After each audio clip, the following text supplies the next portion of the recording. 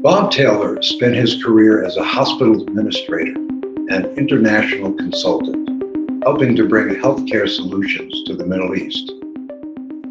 He has the kind of broad perspective and insight into human nature that come from working and living in a very different culture. He has also been a Unitarian for more than 60 years.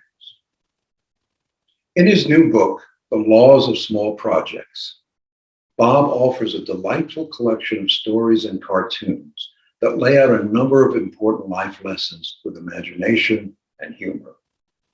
Like reminding us that even now, in the midst of political polarization, even if we have nothing else in common, everybody has a junk drawer in their kitchen.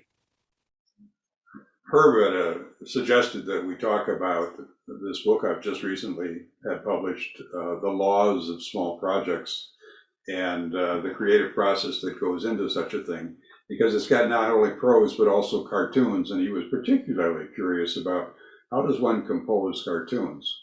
And I will tell you right now, I have not a clue, but I'll show you what I did or talk about what I did.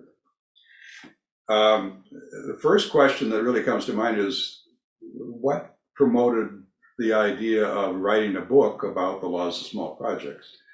And let me just tell you, I had no intention of writing a book about the laws of small projects.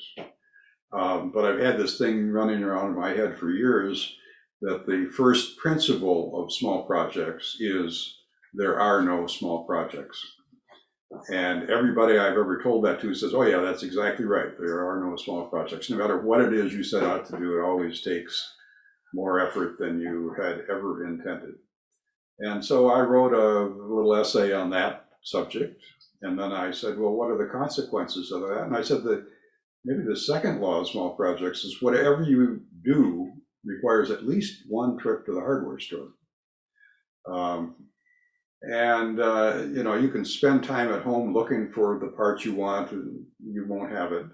You can look in your junk drawer in the kitchen. It's something everybody has, but whatever it is, it's not in there.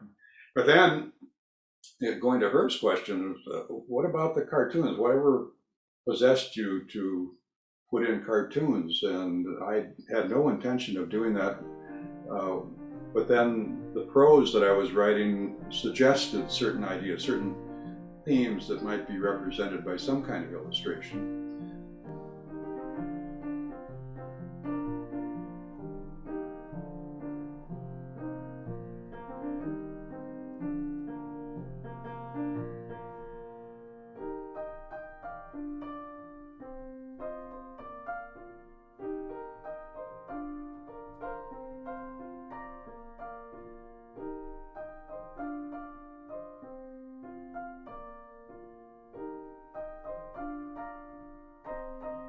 One of the things I wanted to illustrate was the concept, the very concept of the laws of small projects, and that there aren't any small projects.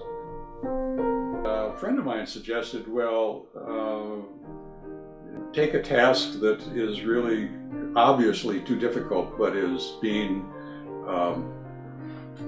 underestimated by the perpetrator. This is the illustration I came up with. If you can see that more clearly. Now, there's no caption to this, as you can see.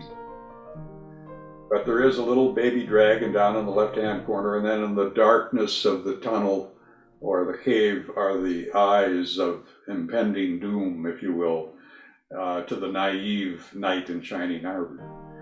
And I labeled that with a caption that says, "Hold on," he says to the damsel in the tower, "this will only take a minute."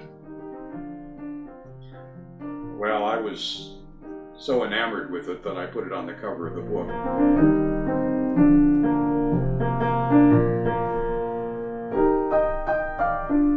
One of the things about cartooning in this context is that I had themes within the book that I wanted to illustrate. It's not that I started with just a blank slate altogether. I think some of the people that do it for New Yorker, they really are commenting on the social milieu and the stuff that's happening politically. For me, I had the themes that emerged from the book. The danger of crawling up on tall ladders, the need for reading the instructions and how complicated knowing where you're going. This is the one I did for,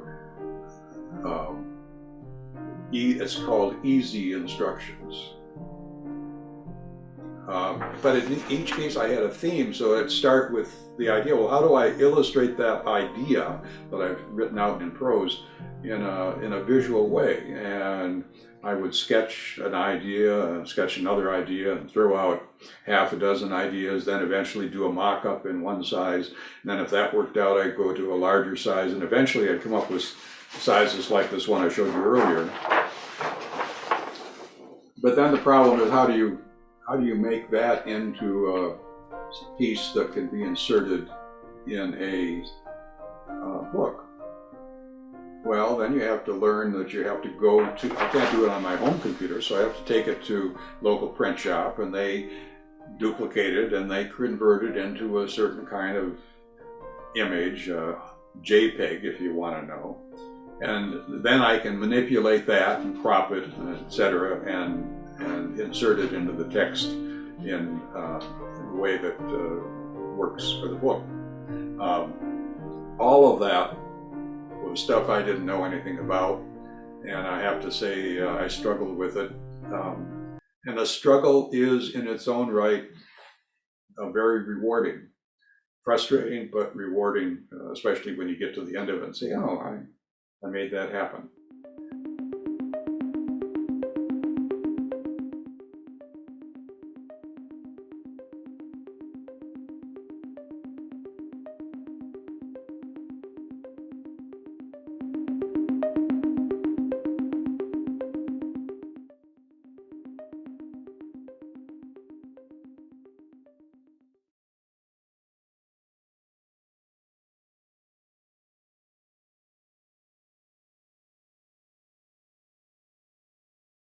Doug Simons has been making music all his life, both playing the piano and singing with a number of different musical groups.